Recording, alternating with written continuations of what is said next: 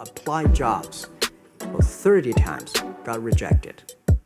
I went for a police, they said, no, you're not good. I went to even the KFC. When KFC came to China, come to my city, 24 people went for the job. 23 people were accepted. I was the only one guy. And we went for police. 5 people, 4 of them accepted. I was the only guy that I received it. So for me, being turned down, rejected. Oh, by the way, I told you that I applied for Harvard for 10 times, rejected.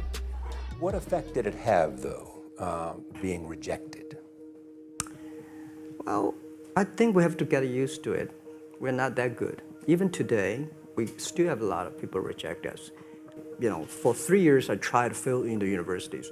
But a lot of fail. I failed for funny things that I failed a key primary school test for 2 times. And I failed 3 times for the middle schools.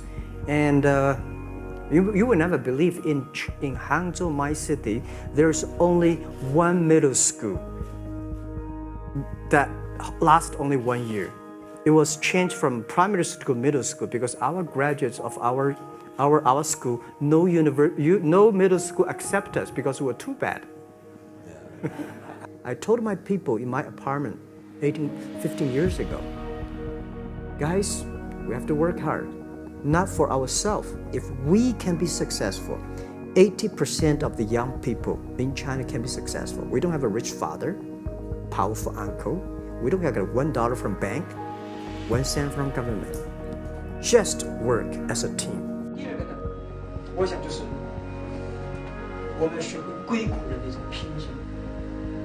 如果说我们是早上8点钟下班，8点钟上班，5点钟下班，这个不是搞高科技啊，这个绝对不是我们阿里巴巴能成功。如果说我们有这种精神，反正我上班了，8点钟上班，5点钟下班了 ，OK， 赶紧去其他地方。人家美国人强就强他的硬件，强就强他的系统基础，这方面确实不知道。但是玩信息玩软的，中国人的脑袋绝不比人长。我们在座的所有的人的脑袋绝不比人长。Life is like a box of chocolate. You never know what you can get, right? I never know I would be here talking to you and talking to Charlie Rose. I never know. But today I made it.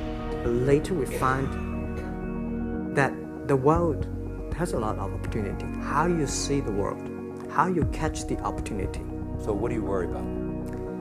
I worry about it today. Young people, a lot of young people lose hope, lose vision, instead of complain. I think young people, if my advice to be an entrepreneur, don't be scared of failure, of setbacks, and don't give up. A lot of people today have a lot of complaints. Say, I don't have opportunity. I complained a lot when I was young and suddenly realized complaint does not solve any problem. Where the opportunity always in the place where people complain.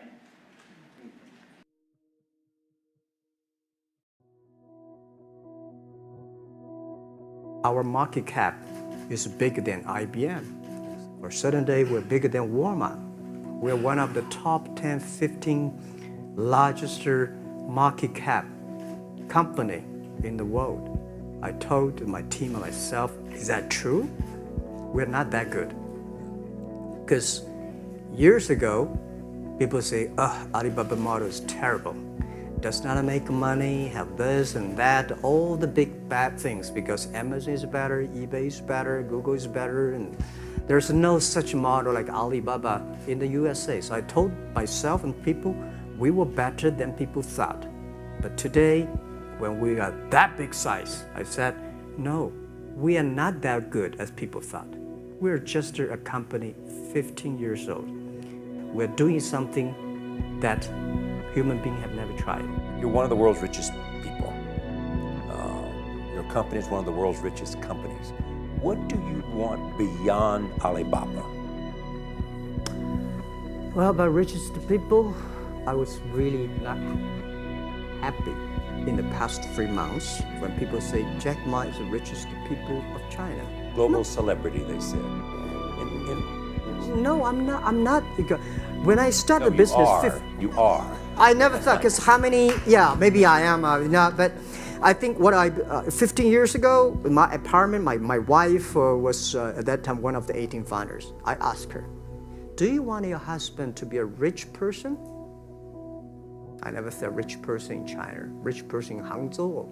Or you want to be your husband to be a respected person? She said, of course respected, because she never believed, and I don't believe we'll be rich people. We just want to survive.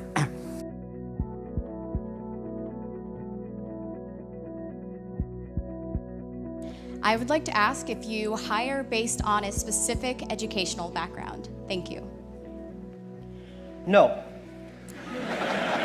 Absolutely not. Because if we hire based on the education background, Jack Ma can never be accepted by Alibaba. When we started the business, we had 18 founders, including me. 17 of them, most of them my students. Well, today people think these 18 people, the smartest people in China. We don't think we are smart. Honestly, we all graduate from the very poor schools. The only thing we did was that we are very united. We all believe the future. We are all optimistic. And we learn through mistakes. We never give up. When Alibaba first IPO'd in 2007 in Hong Kong, we had close to 500 millionaires. And I had a talk with people in the room. I say, hey, everybody, now we are very successful. Do you think we are smarter than the others? People say, no. The early days, because we had a strange name, Alibaba, people say, what a company. We cannot even hire people. We say, if the people who is not that much disabled, we all hire them. Because nobody wants to join us. But we've gone through it. So I asked those 500 millionaires, there's one thing. Those people who think they're smart, after half year, they all gone. They start to build up their own. They don't believe our model. They don't believe by helping others, by helping small business, you can make money. Because 20 years ago, only by helping big companies, you can make money. By helping small companies, you don't have a chance. So smart people left us. Those people believe they are excellent. The headhunting company all come, they headhunt our people. We are the people, nobody even come to hunt us. So we stayed, we have no choice, we don't have any company to go, but we believe our future. If you graduate from famous university, please respect the people who graduate from the poor schools. Those people like us graduate from a poor universities, please respect yourself. We have chance.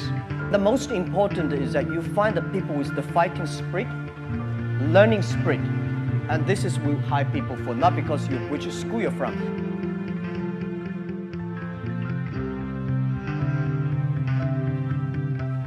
The first 2-3 years for Alibaba was a disaster. We did not have a business model. People in China did not believe the internet. People did not believe e-commerce.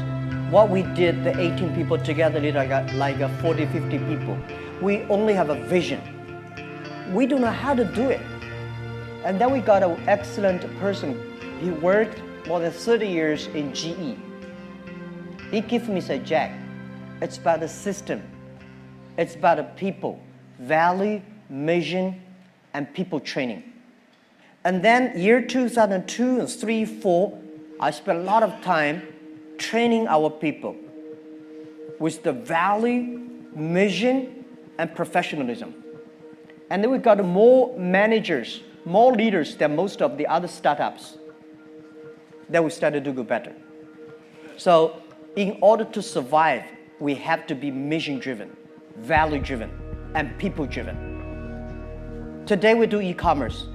Tomorrow may not. The day after tomorrow, we don't know what we do. But if we're mission, value-driven, if we believe young people, if we want to supporting the other people to be more successful, there is always business model. There's always money to make. That's what we believe. It's not about business model. Later, it's about create values for the others.